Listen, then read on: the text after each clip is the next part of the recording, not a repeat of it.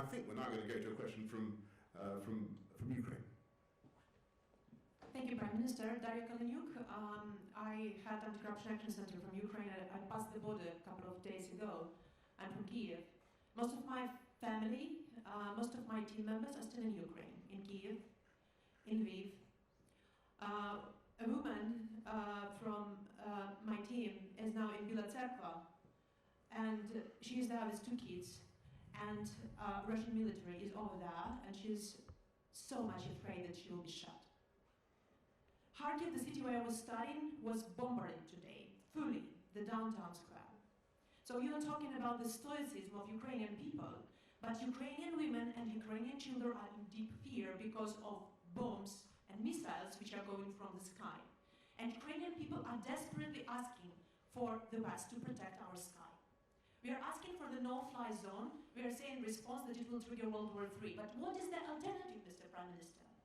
To observe how our children are, instead of planes, are protecting NATO from the missiles and bombs? What's the alternative for the no-fly zone? We have planes here, we have air defense system in Poland, in Romania. NATO has this air defense. At least this air defense could shield the Western Ukraine, so that these children with women could come to the border. It's impossible now to cross the border. There are 30 kilometers of lines. Imagine crossing the border with a baby or with 2 children. I'm so glad that Samantha Power is coming here to the border from the Polish side. Let her come to the border from the Ukrainian side and see that. Britain guaranteed our security under Budapest Memorandum, so you're coming to Poland. You're not coming to Kiev, Prime Minister. You're not coming to Lviv. Because you are afraid. Because NATO is not willing to defend. It is afraid of World War III, but it is already started. And these are Ukrainian children who are there taking the hit. You're talking about more sanctions, Prime Minister, but Roman Abramovich is not sanctioned. He's in London. His children are not in the bombardments. His children are there in London. Putin's children are in Netherlands, in Germany, in mansions. Where are all these mansions seized? I don't see that. I see that my family members, that my team members are saying that we are crying. We don't know where to run. This is what is happening, Prime Minister. Well, thank you very much for your questions, and thank you for getting here today. And I'm glad that you have been able to get here. And look, I just want to say that I'm acutely conscious that there is not enough that we can do as the UK government to help in the way that you want. And I've got to be honest about that.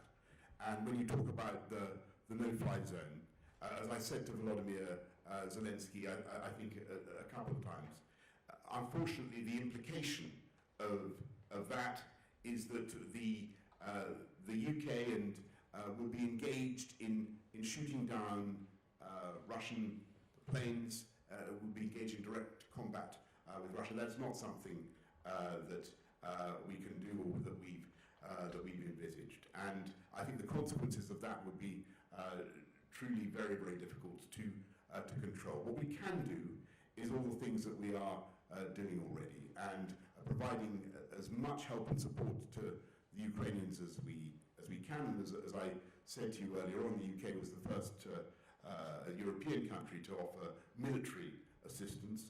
Also doing everything we can to tighten the economic noose around the Putin regime, and we were amongst the very first to put that package together. And I have to tell you, I think that it will work. I think that Vladimir Putin's venture is doomed to fail, and I think that it will be extremely difficult for him to continue on the path that he is on. But in the meantime, as you rightly say, there is going to be a period of suffering for the people of Ukraine, for which Putin and Putin alone is responsible. He's taken a decision that I think many people around the world find absolutely inexplicable as well as inexcusable. And it will take time, I'm afraid, for us to come through this period. All we can do in the meantime is help people like your crew and your family to get out, to get to safety, help them with all the humanitarian support that we can provide, help them to come to the UK, and we certainly will. But I cannot pretend to you that this is going to be something that the UK can fix by military means, and I think it would be wrong of me to do so. But what I will say is that I think that this whole misadventure by Vladimir Putin has raised questions now about the security of Europe and what we do. And I think it was entirely reasonable of Volodymyr Zelensky to ask, for instance, for EU membership. And I think that NATO will have to think much more about some of the ways in which we think about European security in the future. Because clearly, if Putin can attack Ukraine in a way that is unprovoked, a completely innocent country, then that has big implications for the world and for the security of other countries as well. And that's why, amongst other things, the UK is intensifying our support, not just for Poland, but for the Baltic countries and for all NATO's eastern frontier. And if Putin thinks he's going to get less NATO, he's going to push back on NATO as a result of this action, he is going to be gravely disappointed. All that's happening as a result of what he is doing is that he is strengthening the resolve, not just of the Ukrainians, but the resolve of the West as well. And to get back to your fundamental question about why isn't the West actually coming and giving direct military support, well, basically for the reasons that I've given. But I think you will also accept that the crisis, the tragic crisis of the Ukrainians is moving governments and peoples, think of the Germans, think of the EU, to do things that would hitherto have been unthinkable. And that is a measure of the sympathy that Ukraine is currently evoking around the world.